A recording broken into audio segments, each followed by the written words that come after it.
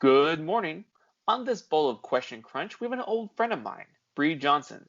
She's an amazing photographer in New York, and she's here to answer questions about her career through fashion and photography, her love of Andy Warhol, and what pigeons taste like.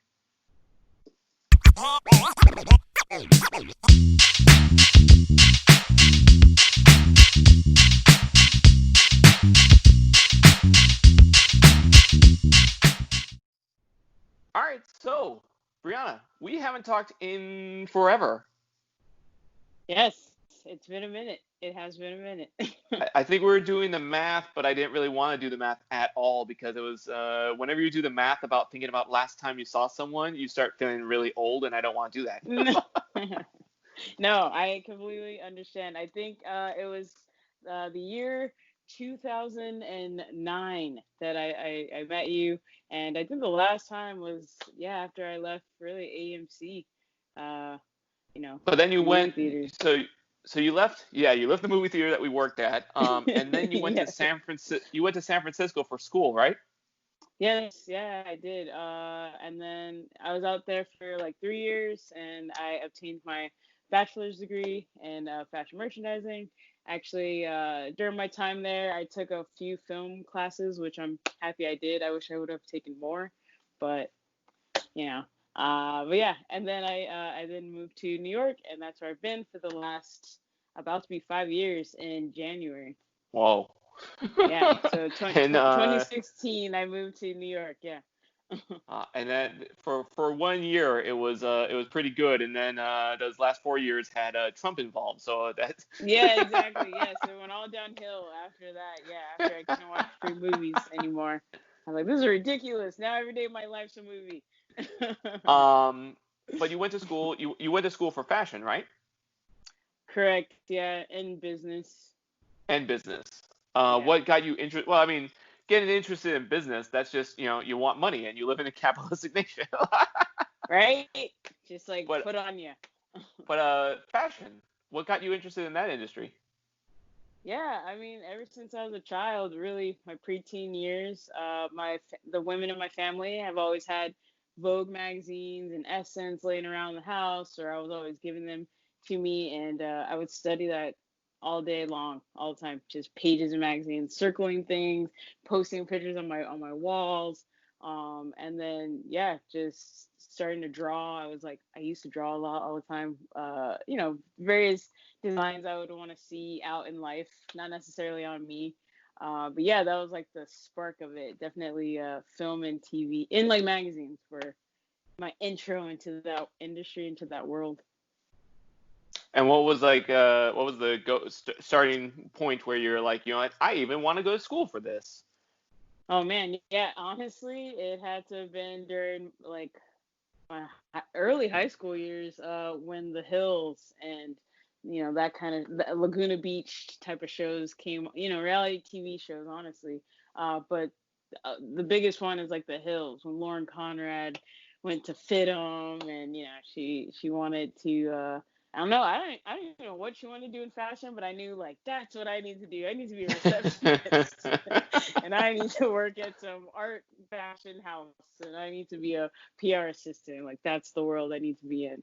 Also, Kelly Catrone, she had a show. She's a huge fashion PR person, and she had uh, Kells on Earth. That's what her name is. She's almost like the Devil Wears Prada, but for PR. And so yeah, that show, I was like, man, these people are crying every night. I need to do that in New York.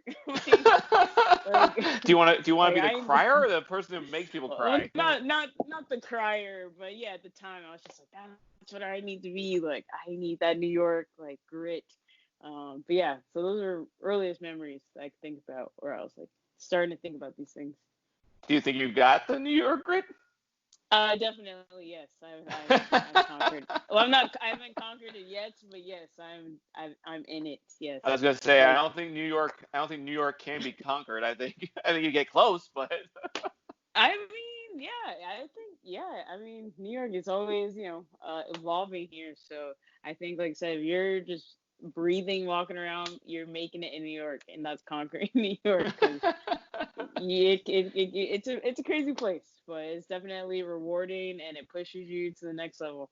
Because if you're sitting around, like the minute you go outside, someone's like just doing better than you, and you're just like, man, yeah, like either I get on board or I, put my head in the toilet. I don't know, like New York is crazy.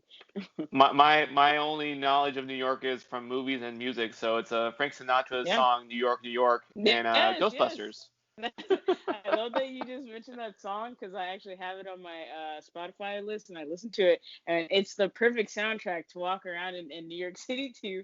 And also, more recently, I watched an episode of The Simpsons where Homer he somehow left his car in front of the Twin Towers, and so him and the family had to go to New York City, and he had to like stand next to his booth the entire time. And yeah, it was just the perfect example and episode of New York, and like it was all the stereotypical stuff like, oh, New Yorkers are mean and it's busy and this, but it was just so funny. Like, please rewatch that episode. I will go back and watch it. I think I haven't seen Yeah. that episode since I was a kid, so I'm Oh man, that yes, I love. Yeah, it's on Disney Plus now, so I've been rewatching some of the old episodes, and I'm like, my childhood. and there's a Disney Plus Simpsons. They have the Treehouse of Horror, right? Like they have all of the All Halloween of it, episodes. every Okay, single Simpson episode. If you have Disney Plus, it's on Disney Plus. that's that's It's like, gonna yay, finally. that's gonna Yeah. change my Halloweens for a while. Oh my God, yeah, they have all of the Treehouse Horror episodes. Like so when I first got it Disney Plus, I think to test it out, I think I watched an episode of The Simpsons. I was like, yes. Now if I can just get Ren and Stimpy, that'd be great. I don't think Ren and Stimpy is gonna go on Disney Plus. I'm No, spoiler alert. when I look back at those episodes, I'm like, wow, I was allowed to watch this stuff. Like, Well, see, but insane. kids don't get those kind of jokes though, But because like, should the writers be incorporating those types of jokes to well, begin with? Like, I think, and I can't remember who it was, but I think the creator of Ren and Stimpy is a kind of a creep. I heard that a he lot was of the one of time, those. the art is already in there. Yeah, Yeah, so it's kind of I like can't R. remember his Kelly. I name, but mean, I think he was a predator that was oh, someone that great. when I look at Ren and Stimpy, I kind of go, I like it. I like Ah, Power great. I Toastman, love but it. I'm still. Yeah. Oh, jeez. Yeah. No, I mean, another prime example is like R. Kelly. Like all his music, just he laid it out for everybody. But everyone's just like, oh, but I love the song. It's like, oh, creepy. So now that you told me about Ren and Stimpy, I'm like, okay, I saw the examples, but now you're telling me the flat out truths. Now I'm just like, all right. Ren and Stimpy. um, Yeah. so you said that when you were younger, you would cut out magazines, find fashion that you like different outfits that you like. Did you ever mix and match the cutouts? I mean, yeah. Sometimes, just imagining different scenarios, different worlds. I mean, I played with Barbies when I was a child, so I'm like, you know, I just feel Well, like it's like second I nature. visualized Yeah. like I visualized like a ransom note of fashion because like you Oh my cut up God. all these different like clothing. No, oh, no, no, no. Geez, no. All nice, just like different world I would like to see maybe myself in or others in. I don't know. Yeah, I've always been interested in, and like I said, I finally kind of I don't know. I guess my uncle he eventually asked me like in high school, what was it that I wanted to do within fashion? Because at that point I was like, oh yeah, job. Like what do you do? And so I said, oh, I guess I'll get into being a buyer, honestly. And I thought about it, but then I don't know, I kept watching films and things like that, and I recognized that I could be a set designer or a costume designer in film. And again, it was just always in the back of my head, but I was like, I'm from a small town in California. Like, yeah, I can go to LA, but like, I don't know. I don't see myself doing something so big. And so I kind of just opted for just being like a buyer at for like a Macy's or something like that. And that's why I said I went to school for business and things like that. And after doing that for X amount of years, I'm just like, it's time to try the creative side out now and see where that goes. So, yeah. Is there any specific article of clothing that is your favorite or like one that you keep thinking about? Yeah. I mean, since I had to move to New York, definitely coats are my favorite. Because during the winters, it's extremely cold here, and I'm from California, so Yeah. I'm accustomed to it now. But when I first moved here, I coats. I stocked up. So yeah, I love a good coat. Did you have to go through like a tutorial on how to East Coast coat? Actually, yeah, I did some research, and definitely should be lined, with some extra sort of shearling or just something that can, stop a cold breeze onto the body. And a parka, it should be a huge coat. Again, to protect from the wind because it gets very windy as well with snow sometimes. So yeah, and also too the fabric. I mean, you definitely don't want to wear leather during the winter time because you'd be like shivering. It's not the coldest or the warmest. But definitely something like something that protects the wind. So honestly, like a polyester or like a nylon, things like that. And inside, get your shirling so that you're warm inside. I asked about the tutorial just because I went to years ago. I went to Boston and I had a coat, which I thought it would do the job because it was a coat. It was a It's a long, coat, yeah. it's a coat. Has I don't think sleeves. about like yeah, right. It's got sleeves. That must do the job. A And hood. Done. then when I went to Boston, I was like, this isn't doing the job at all. I feel Mhm. less Mhm. cold, but still Mhm. fucking cold. Yeah, you're shivering because you're sweating inside, and then the cold breeze is going in. So now you're just all around vortex cold. It's the worst. So you had like did anyone help you out, or was it all pure research that got you to where you are with Nah. coat knowledge? Yeah, I mean, when I first moved here, I was planted pretty nicely in a pretty busy area in Soho, and just by people watching there, you recognize that everyone has a Canada Goose jacket, and this Canada Goose is like thousands of dollars, and apparently it has like it has like down inside of the inside of the coat, so it's just extra warmth. And yeah, so I thought I could get one until I looked at the price tag, and I was like, okay, no. But I was like, what are the properties, like why are people buying these things? And it's because, like I said, they have like a shearling inside, and like it's super huge. I mean, people are walking around on the street like huge big fur hoods. Actually, PETA, they do not like Canada Goose at all. So yeah, but just people watching on the street, you figure it out. Now I know when you say Canada Goose, you're talking about the actual brand, right? Yep, the Okay. brand. I just when you said PETA doesn't like Canada Goose, I actually visualize a Canadian goose being yelled at by PETA. Oh no, definitely not. Like PETA, if they'll do that to a human walking around in a Canada Goose coat, yeah, they don't like it because the furs. They use a lot of real animal fur to you know sell these products. So yeah, they highly dislike that. Yeah, Sometimes you I see don't them know in a much about couch. PETA, but Yeah. I don't know what. No, Hold on, you sometimes. said you saw PETA Oh no, attack? I'm saying sometimes. No, I didn't see the attack. No, but sometimes you see them on the street, like with their signs in Soho, and they're like doing their little mini riots and stuff like that. So yeah, but I have not personally seen an attack. No. You got me excited. I thought we were gonna hear a story Sorry, about a PETA attack. That's okay. sorry That's to all get right. your hopes up. You still got time. You still got time. Yes. I don't know. I mean, is PETA out there protesting during a pandemic? That's a good alliteration. A PETA protest in a pandemic. Oh my gosh. Yeah. I haven't seen it. What kind of coat? What kind of color of a coat would you prefer? Like, what's your favorite? um, Probably black or like a dark navy gray. Pretty simple. Just Or a like dark pattern, like a print. colors. What would be a Yeah. bright color that you would dig? A bright color. Probably red. Okay. I'm just asking because I've always been a fan of I love different shades of green, and so whenever I see like an Oh, same. olive kind of clothing, I'm like, that looks gorgeous. I love olive. Exactly. Yes, I do like olive too. I would do olive as well. Which movie monster has has fashion sense that you really like? Wow. This one is people are probably gonna be like, "Whoa, what?" But Patrick Bateman. That is a um, damn good answer. Holy shit. because if we could just split up, who he is and what he does, and just look at his fashion sense, it's very clean, super cool, very expensive, 80s, 90s.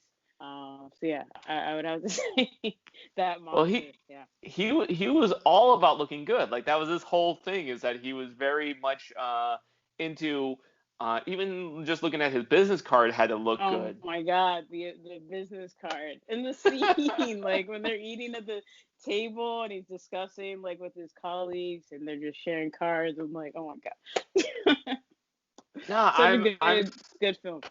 I'm surprised I didn't think of American Psycho. That's a really good answer. Oh man.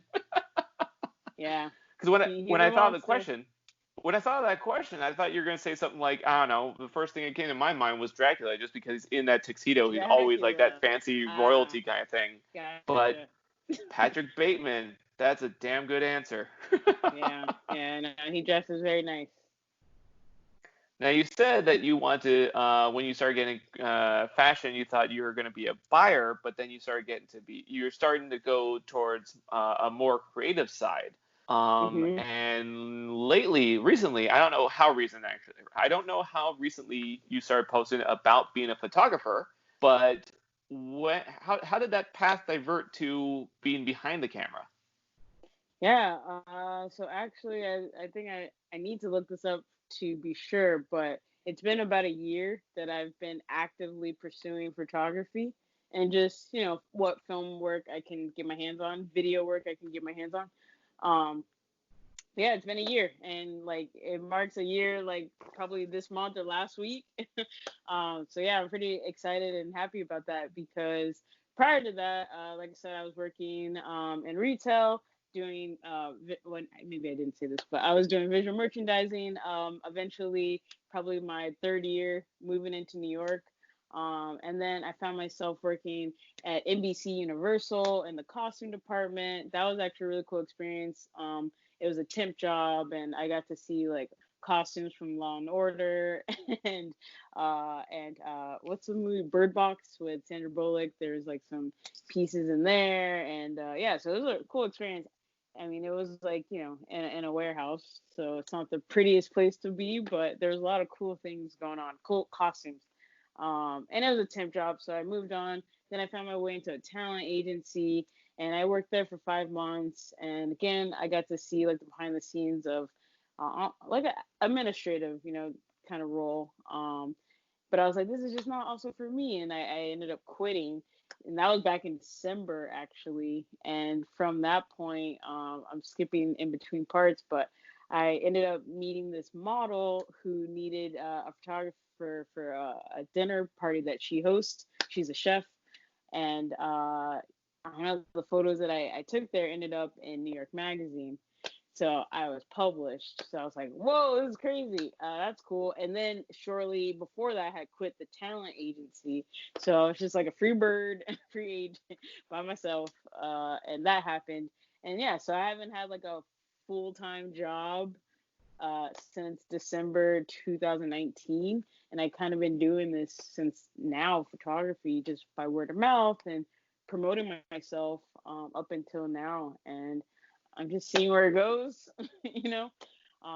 Definitely still looking for a full time job, because I'm not crazy. I need a 401k plan and health insurance, things like that. I'm still a struggling artist, but the photography thing's really working right now with the way New York is, and especially being someone of color.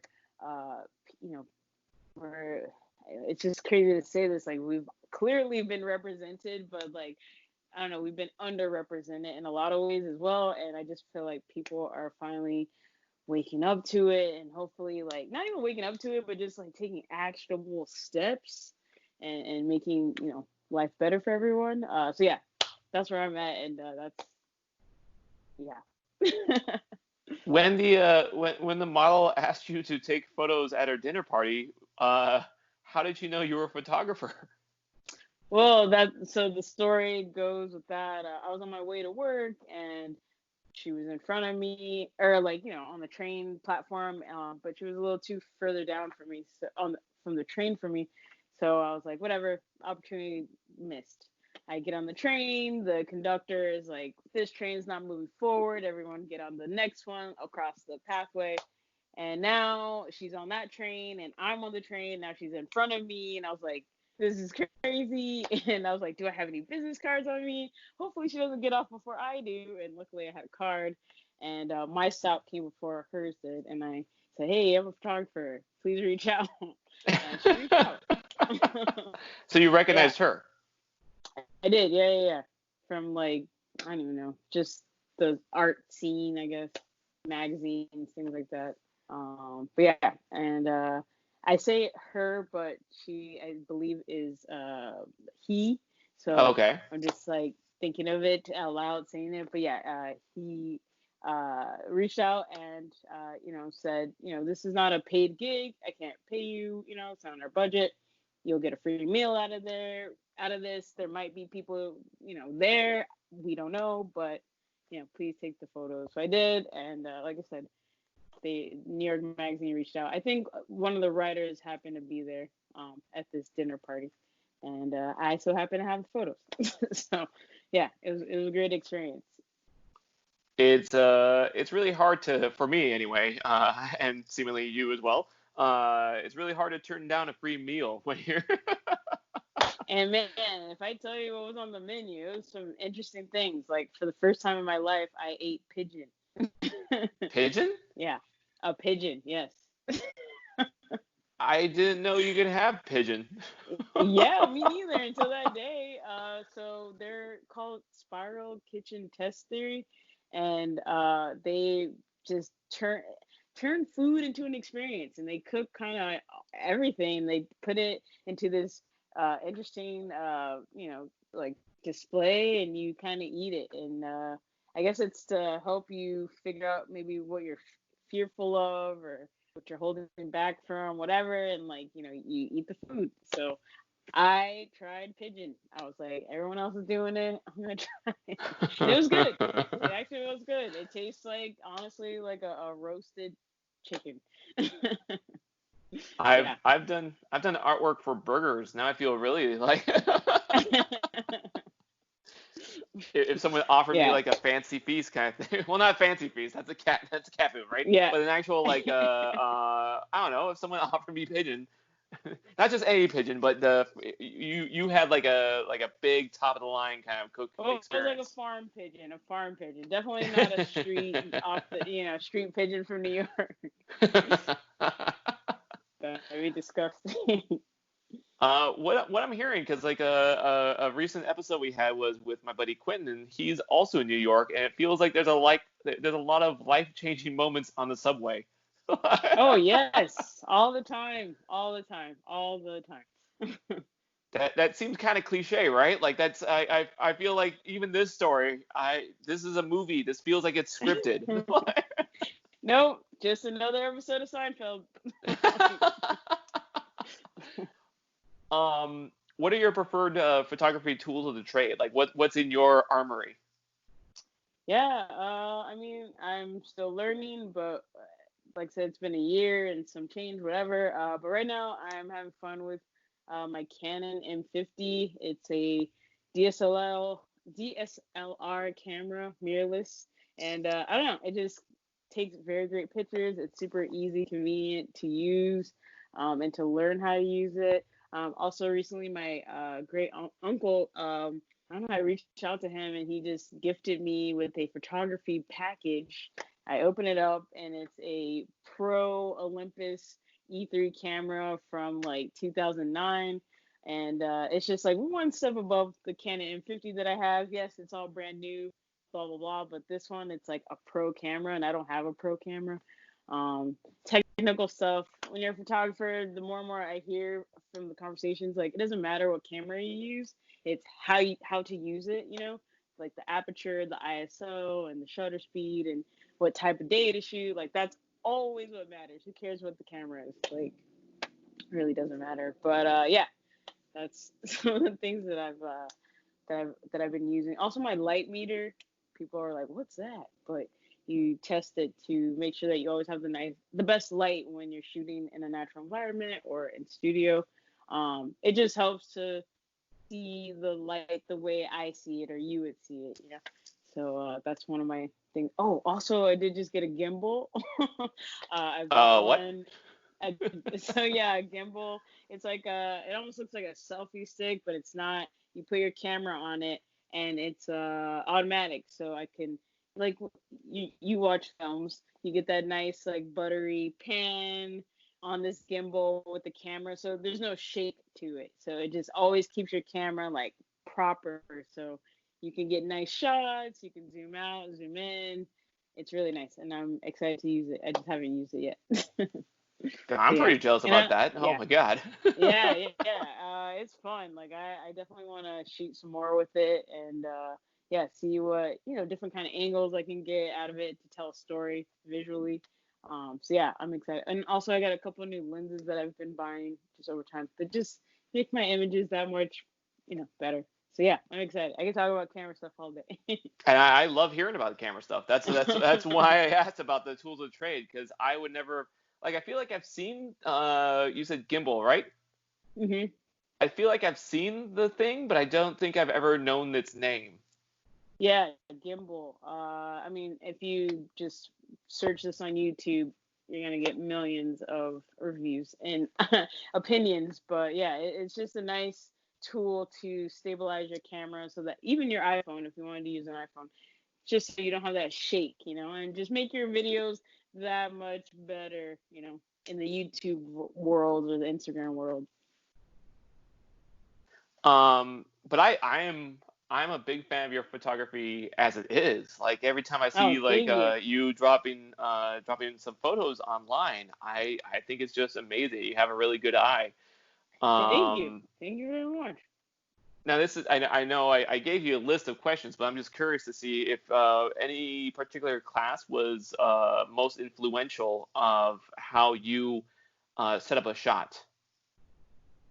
Oh, composition. And honestly, I would say my entire degree. I mean, fashion. At least at SF State, the program was very broad, and so it was a lot of design classes. It was a lot of color theory. It was a lot of history of a garment, like a cloth, and how in the 1800s people were just like, "Oh, it's summertime. I'm gonna make a, sleeveless, and I'm gonna take the sleeve off, and now it's winter. Let me put it right back on." They didn't have options. We today can just open our closet and we have clothes falling out, at us, which is insane.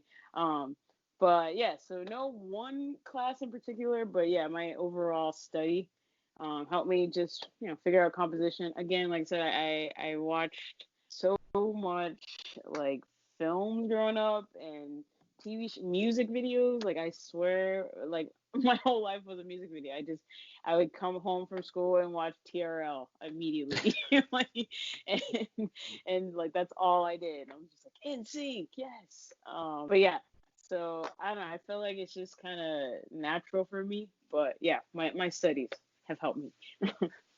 Well, I'm glad you did say, because like I've heard people when I ask them about like what colors they choose, or if they answer a question about what colors they choose to make comic books, a lot of people hmm will say, "Oh, it's just my gut feeling." But I'm glad that even though you said natural, you did emphasize that you've absorbed all of the pop culture and all the media around you, and that's what have gave you the you use that and you bring it to your own artwork. That it is hmm natural, but it's all of those years of experience looking at movies and school and just taking bits and pieces and making it into your work. Yep. Yep. Um, Yeah. I'm I can't believe I didn't even think about like what people did back in the day when it came to summer and winter. Like that makes sense that they looked at a sleeve and it's like, I can't buy a new jacket. Let me take the Yeah. sleeve off No. and bring it back. Exactly. Yes. Yes. That's something I learned in my many fashion history courses. But yeah, it's like those people they made their own clothing. They got their own fabrics and made dresses, made pants, made socks. But today, Amazon. on, let's make Jeff Bezos like more wealthy than me, like, so yeah. I wonder if there was a sleeve drawer, because like I wouldn't want to lose my sleeves. Possibly, I wouldn't doubt it. Yeah, they probably just had different ones. Because I've Well, that's the thing. misplaced Yeah, a lot. you make a pattern. You make one pattern, and so Yeah. you will go out and get your fabric, and I want a wool shirt. Okay, I want a silk shirt. You have that one pattern. So yeah. But if you remove the sleeve in summer, you don't want to lose that sleeve. You made that sleeve, and that sleeve. True. We don't want to remake it. Yes, that would suck. Or to feel the in the meadow. to feel that resentment of like if you lost one sleeve, well shit, now I have to make a whole new sleeve or just go one sleeve. Yes. Or like if you have to make a new sleeve and you made it and it's like, I missed the last one. That one was such a better sleeve. Throw the whole shirt away. So you mentioned the gimbal, and I'm gonna keep saying that name just because that's a new name I know, and I want to remember it so that when we're done doing this podcast, I can look up. I want to see better images of it. Now Spider-Man's a photographer, and he actually takes photos of himself fighting crime, and he sells it.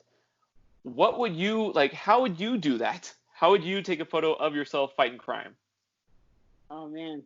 Well, they have drones now, so hopefully I would have like an assistant who would be secretive and like not tell anybody who I am.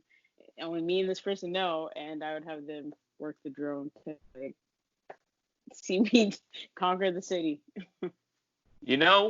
I didn't even think of drones. That's because with Spider-Man in the new MCU, we haven't seen him actually sell his photos, so that's never been a problem. Even though Tony Stark gave him a bunch of drones, and he could totally do that. All right.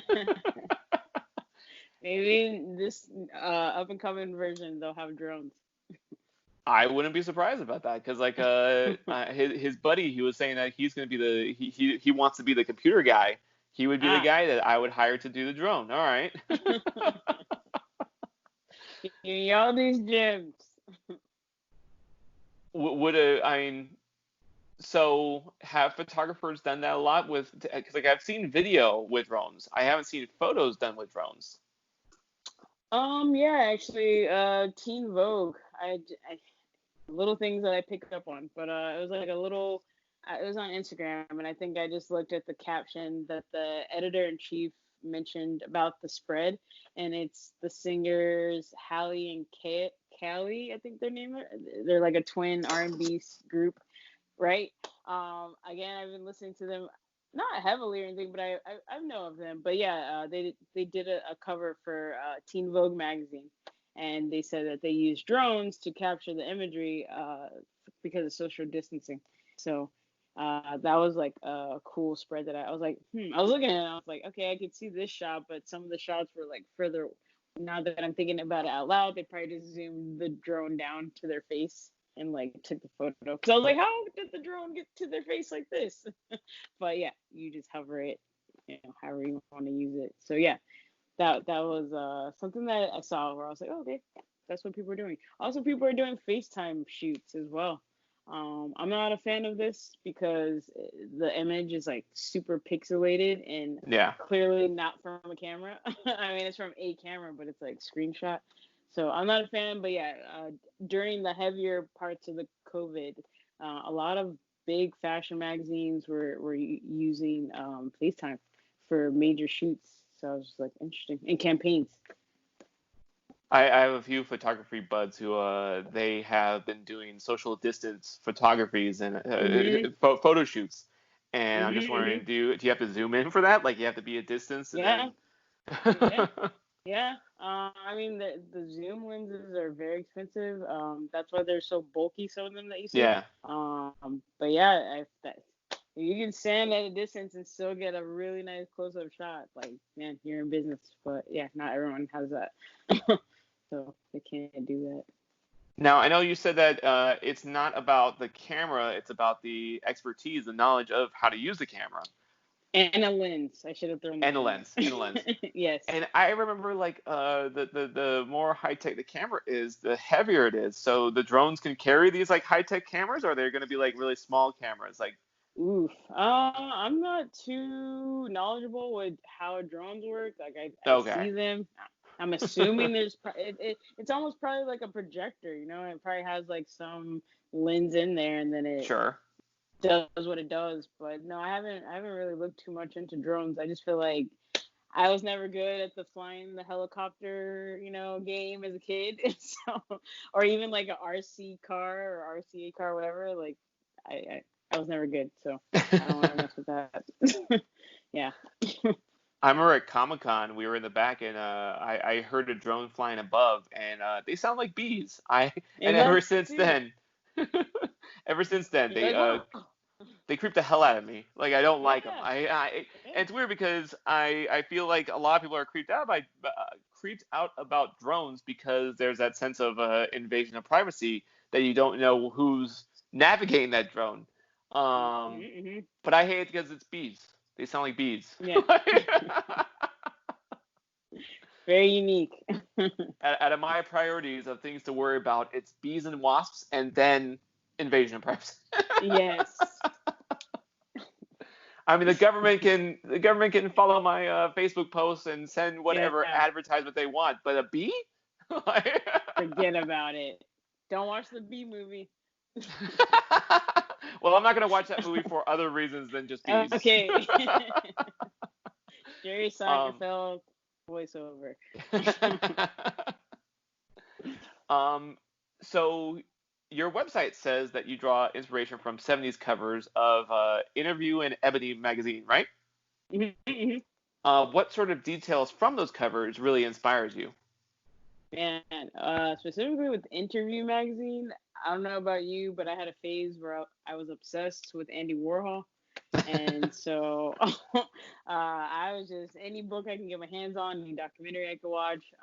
I would like watch everything. It's still to this day, I kind of like I dabble, but I guess with Interview, it was always like this scene, like, and you want to be a part of this scene of Studio 54 and this like pop art and the socialites and all this stuff. Like he created this world. So for me, Interview is like glamour, exaggerating, your subjects, and just for as a photographer, having a good time creating that setup so that you can capture the moment. And then with like Essence and Ebony magazines, those covers to me just show like just finally like a great representation of like someone who looks like me. Like this is awesome. Like they give me natural vibes and just this like I don't know, just natural, just I don't know. I don't know. It just makes me happy to see it with those specific covers. And so yeah, and with that, I want to incorporate the almost mesh the two in my work when I look at covers from those two magazines.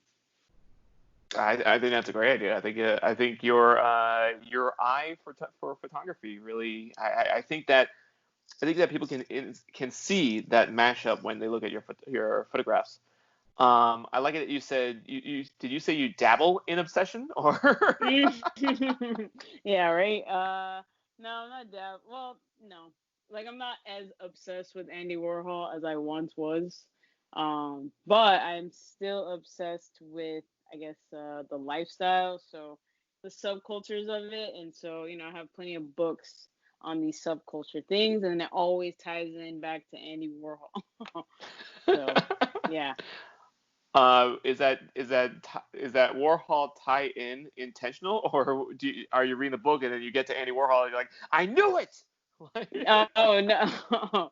No, it's just like my curiosity and things that I guess I I I enjoy. I don't know. I mean, he lived a fascinating life. He talked with everyone, like Jean Basquiat, and he was hanging out with Mick Jagger. I don't know about hanging out, but he took photos of Mick Jagger, Keith Haring, all these people that were prominent in New York City. It's just like, whoa, they did what they did during their time, and to me, that's always fascinating. So I guess again, with my work, I want to do the same thing and capture as many moments as I can and just highlighting different people that need to be recognized and need to be known, that they are in the world, and just have a different perspective of life. That's really what I want to capture and who I want to capture. I think Warhol actually took some photos of my friend, because when you mentioned Mick Jagger, I was like, yeah, all right, cool. So they Your were in the friend? same circles. What was that? Yeah, LD, that's your friend, Mick Jagger? No, my friend is Claudia Yeah. Lanier. Claudia, I'm not sure who that is. Claudia Lanier was dating Mick Jagger in the same kind of time, and Oh, wow. I think I remember seeing photos by Warhol of them together, and I even Googled it right Wow. now, and I saw 42 Nice. best images. All right, cool. Nice. So, That's awesome. I love when that happens, when you but find out these discoveries. when you said Warhol, I was like, oh, I think Claudia took some photos with him, and then you said Mick Jagger. I'm like, oh, okay, cool. All right, all right. So my suspicion might be true. All right, I got this. That's awesome. That's awesome. Your website also said it, and you had mentioned it throughout this episode that I found really interesting. But you said that that you want you want to spotlight on the underrepresented faces. Why is that so important? Well, no, I was going to ask why is that so important to you, but I feel like it should be important to everyone. Why is that so important? Definitely, I believe that media, books, comic books, any imagery with words should, we should be talking about the underrepresented people because they're not the majority. Therefore, they need their stories to be heard, and it's that way other people can't, form an opinion and not know anything about these people. So I just think it's very important. We're in a whole new era, whole new decade. These people that have been in office and have been the leaders for X amount of years are decaying. They're leaving the planet, and it's time to restructure not only the planet but the United States. And within all industries. And I just think it's needed. People are tired of getting the same stale piece of bread all the time, like especially in the film industry. Like, it's so funny, on Netflix there's this movie, it has Nia Long and Omar Epps in it, and it's just funny. Online people are, they're promoting this movie, but the comments are, oh, we've seen this movie. Like, we've seen this movie like 13 times. You guys done it already. Like, when are we gonna get something new? And I don't know. It's this idea that, like, yeah, it's the same storyline, but it's like, different faces are being shown. So yeah, I don't know. We just need to be, we need to be seen. Stories need to be told, and yeah, it's needed. It's just time. It's beyond time. What do you think? What would be the effect of seeing more of the underrepresented faces? Just different perspective on life. Like, people can talk about things more openly without having, oh, you didn't choose my side. Now I hate you. I can't talk to you. Like, it doesn't have to be so hardcore, and there just could be a lot more understanding from it all. When you're able to hear other people's story from your own, you're just, okay, noted, cool. It's like when you leave the United States for the first time.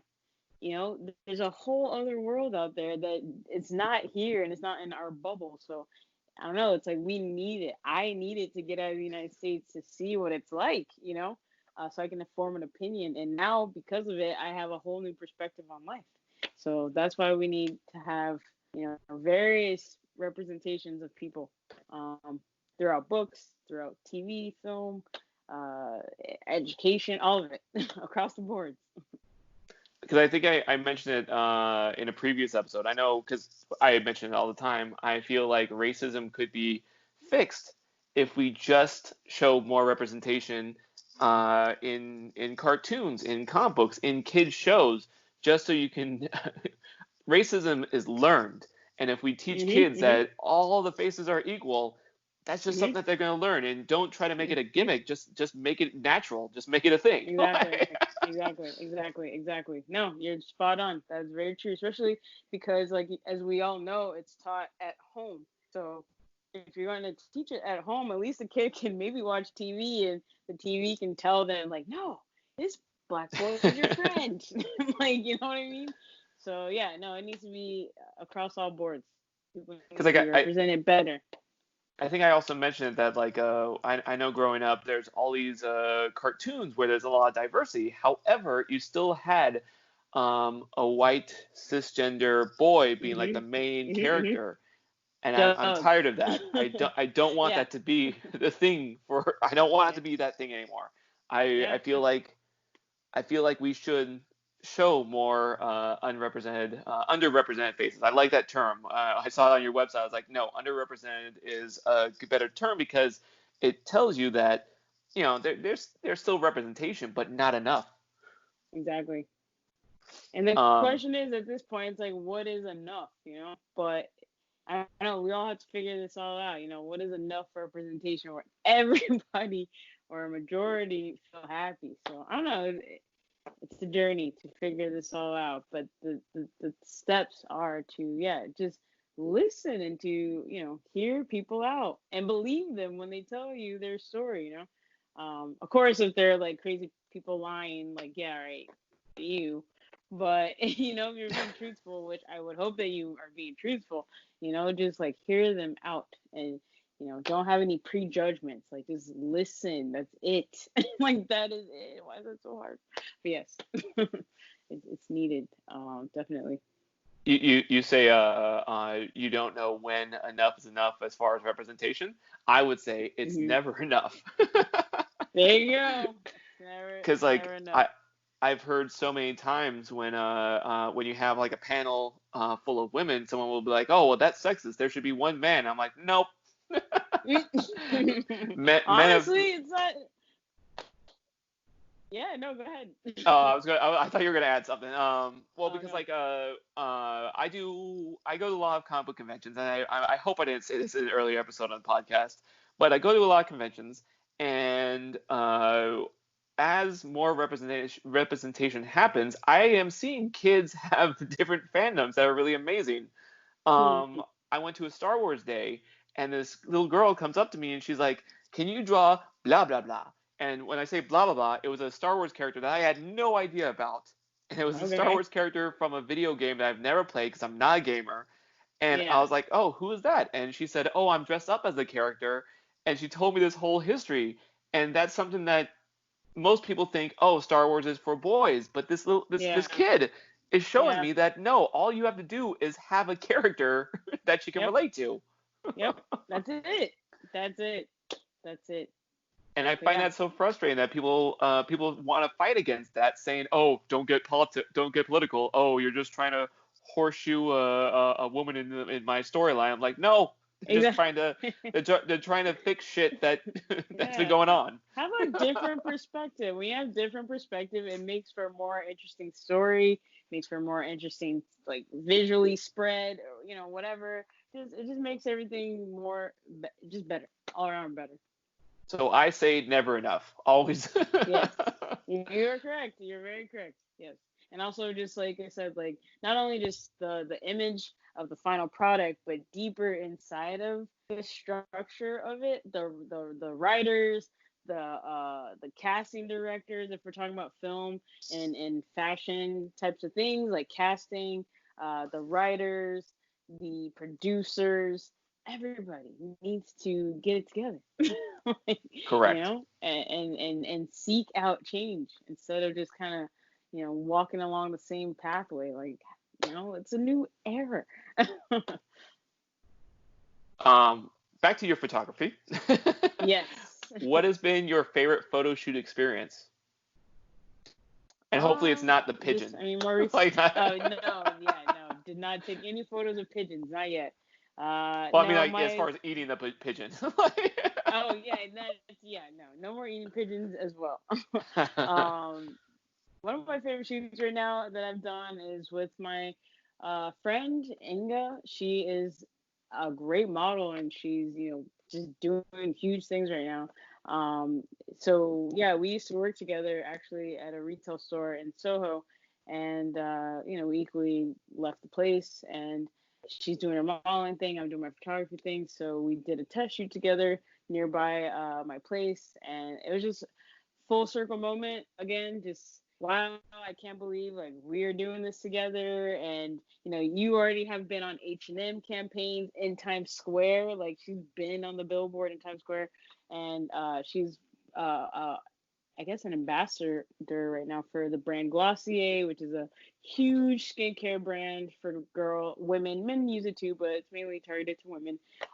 So yeah, she's doing huge things. So the fact that she wanted to test shoot with me, it was just full circle moment because it just showed me like I came from California, didn't know anyone. I worked a retail job that I hated for a year and a half, moved into the office. I hated that. But then I somehow met this awesome human being. And now we are doing things together. And now people are, the work is out there. Now people are looking at it and people are liking it. And yeah, it was a great shoot. She allowed me to, just direct and practice my directing when I have to like pose people. She was very calm and like, no, take your time.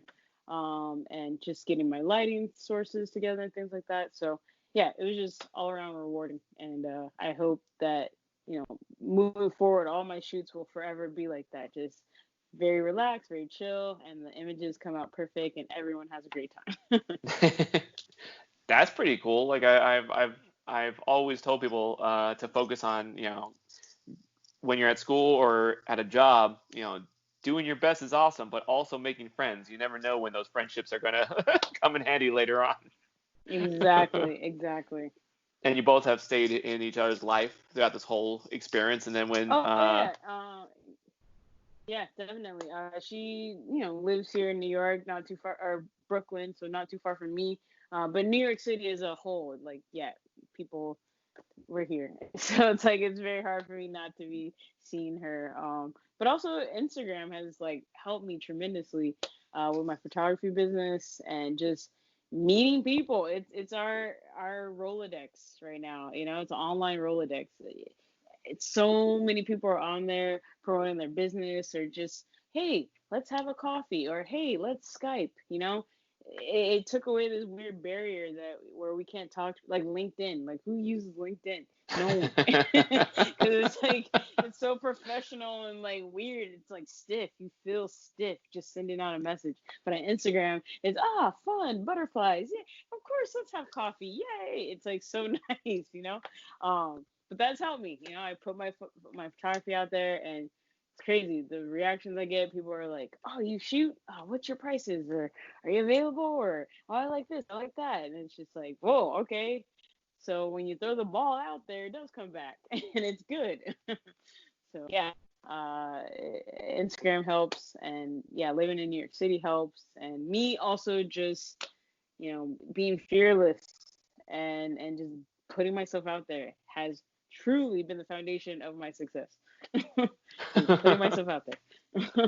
Yeah, I think, and I highly dislike this man, Woody Allen, but he does have a great quote that talks about, the first step to success is like getting out of bed or something like that. He says, but it's true. It's like just getting out of bed and like starting your day. Like that's successful. And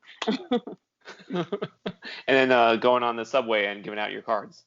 Exactly. That is success. Yes, because she could have either said yes or no.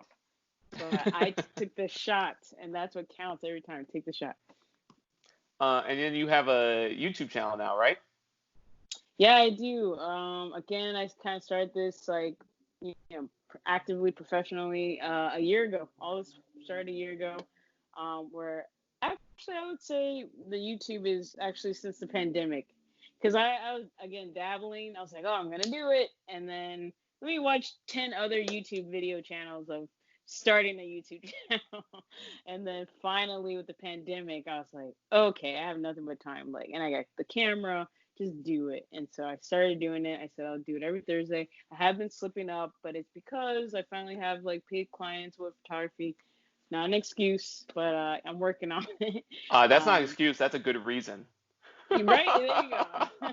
So I do want to get back to making videos and editing and all that stuff. It's all time consuming because I'm doing it by myself, and Yeah. I'm still learning. I'm still having fun, with Adobe Premiere and Photoshop and all that stuff. So I'm having a fun time right now. It's my first year, and I think in the next couple of years, 5 years from now, probably have a little business. I right hope now there's it's a not fun that. phase. I hope there's not that one person that gets upset at that you're not doing YouTube videos. It's like, Oh yeah. how dare you actually get business? Yeah, in the comment section. Yeah, exactly. I need my YouTube videos.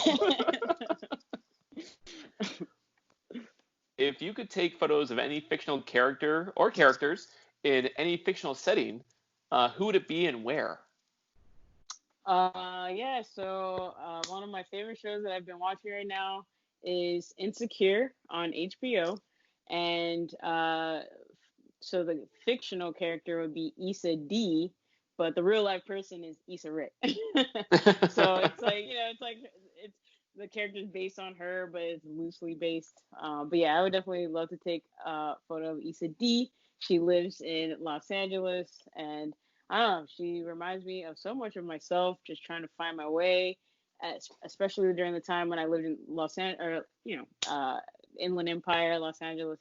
When I'm here in New York, people are like, "Where are you from?" I'm like, "Los Angeles." They're like, "Oh, what part?" And I'm like, "You don't know where Fontana is. And that's not even in Los Angeles, nor do you care to go that deep. So I'm just gonna say Los Angeles."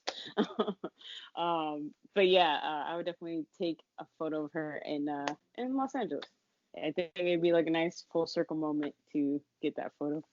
Now, have you told people San Bernardino? Because I feel like ever since. Oh God, no! I didn't live there ever. I know you didn't live there. I'm just saying that a lot of people, when I talk to tourists who ask me where I live, and I'm like, oh, I live in the Inland Empire, and they're like, where? And I'm like, San Bernardino? Yeah. And they're like, yeah, we know San Bernardino. I'm like, yeah, that's. No, I guess the two phrases that I always use is workaholic. There was a scene where they said that they lived in Rancho Cucamonga. Yeah. And then there's also a scene that I thought was funny in the show. They're like, "All right, let's get on the freeway." And I think it's like the 101 or something like that. I was like, that's not Los Angeles. Like they made it seem like, I don't know, the freeway was in Rancho. But then there's But also like, no. There's also next Friday, right? Exactly, yeah. So those are the two that I always use. I'm like, have you ever seen? Because generally people have seen Next Friday, and they're like, yeah, I've seen Next Friday. I'm like, yeah, Rancho Cucamonga. They're like, oh yeah, that's a real place. I'm like, yes, it is. I know. Whenever I hear anything mentioned about, and I live in Ontario. Yeah. But I'll still get really excited anytime I ever hear anyone mention Rancho Cucamonga. And Yeah. I know, like, when was it? I remember. I remembered I was really young when I watched Roger Rabbit, and I heard him say Cucamonga, Nice. and I'm like, oh, he said it. He said it. That was exciting because these places don't get recognized, so it's like, oh. Or even on like the Zodiac Killer, that movie with Jake Gyllenhaal and Robert Downey Jr. Yeah, that was a nice stuff.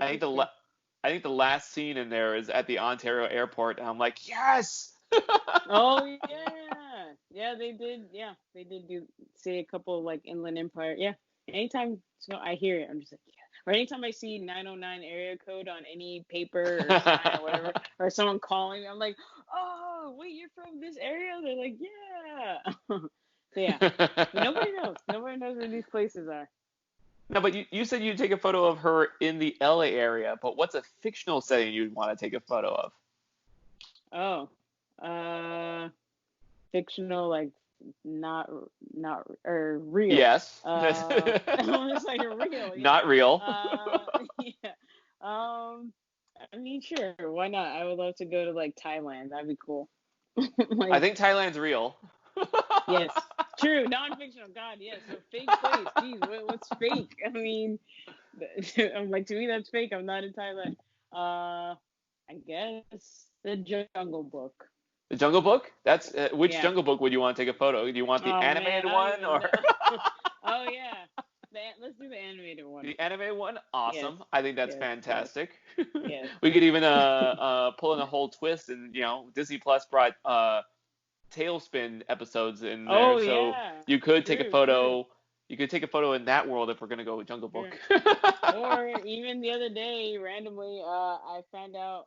On my TV, I have Sling. They have different channels, but I found Bobby's World. With Howie Mandel. Yeah. I didn't even recognize that Howie Mandel was the dad at the time when I was a kid. No? I was like, oh, this is. I did. The only time I recognized he was a person was when he was on Deal or No Deal. Before that, I didn't know. was like, But the beginning okay, of who's this Bobby's World, guy? the beginning of Bobby's World always had the live action Howie Mandel though. No, I know. I just didn't recognize. I just didn't Okay. put because he has hair. He has hair. But like when I recognized that he was like a real person, I was like, oh shoot, yeah, deal or no deal. But yeah, I totally forgot he was on that show. I feel like I've always known about Howie's career as a kid. Even as a kid, I always knew about Howie's career just because you had Bobby's World, and then you had that movie with Fred Savage, Little Monsters. Little Monsters, yes. Where they had that world that's under the bed. Yeah, with the is it not? It's DreamWorks. No. Oh no, this is live action. That's what I'm thinking. No, I don't think I've seen that one. I think it's on Netflix or Hulu, but no, it's called Little Monsters, and they have I think it's Fred Savage. Actually both Savages are on this film. Ben and Fred Savage are both on this film. That's hilarious. But yeah, it's all about like monsters coming out from under the bed, and then Wait, yes, it was like toy soldiers and stuff like that. Maybe I'm thinking of Little Soldiers. There's like a live action movie. There's like little toys. That's Small Soldiers. Evil. Thank you. That's Small Soldiers. Thank you. I'm so happy you knew the title of that because I would have never figured that one out. No, Little Monsters. But yeah, Howie Mandel plays a monster, and he gets a kid to come down to the monster world that's under the bed. And then I've just known about his career from Little Monsters from Bobby's World to Little Monsters to find out that he's the voice of Gizmo from Gremlins. Oh, I didn't know that. I did not know that. See, I'm just like Bobby's World to Deal or No Deal balls, and now he doesn't like touching people's hands. I remember that article being a thing. It's ridiculous how much I know about Howie's career, and I don't know why. It's absurd. Yeah, exactly. What is and you've had a lot of really good quotes to help other aspiring photographers, but what last like memorable thing would you like to tell photographers to do who are people who are trying to get into the career? I say pick up your camera and learn how to shoot and keep shooting. Just keep having fun, keep shooting. Don't give up.